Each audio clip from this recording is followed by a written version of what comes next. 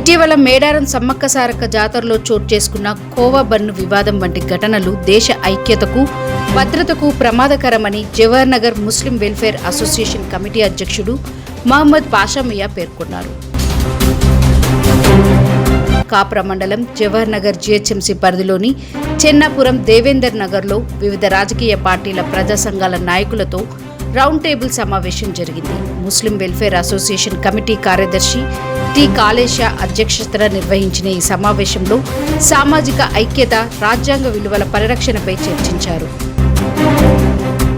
మేడారం జాతర సందర్భంగా కర్నూలు జిల్లా నంద్యాలకు చెందిన షేక్ షావలి, జావేద్లు పాలకోవా బన్నుతో చిన్న వ్యాపారం సాగిస్తుండగా కొంతమంది వ్యక్తులు మరియు కొన్ని మీడియా వర్గాల మత ప్రాంతీయ విద్వేషాలను రెచ్చగొట్టేలా వ్యవహరించారని నేతలు విమర్శించారు.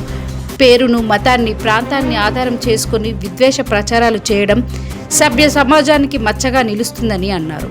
రాజ్యాంగ స్ఫూర్తిని విస్మరించి ప్రజాస్వామ్య విలువలను అపహాస్యం చేసేలా తప్పుడు ప్రచారాలు చేస్తున్న వారిపై పోలీసులు, పాలకులు కఠిన చర్యలు తీసుకోవాలని డిమాండ్ చేశారు. లేని పక్షంలో ఇటువంటి విద్వేష సంస్కృతి దేశవ్యాప్తంగా వ్యాపించే ప్రమాదం ఉందని హెచ్చరించారు.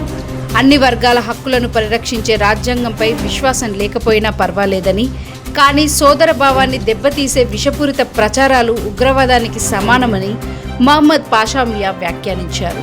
మీడియా సంస్థలు, పాత్రికేయులు తమ బాధ్యతను గుర్తించి ఇలాంటి తప్పుడు ప్రచారాల పట్ల అప్రమత్తంగా ఉండాలని కోరారు.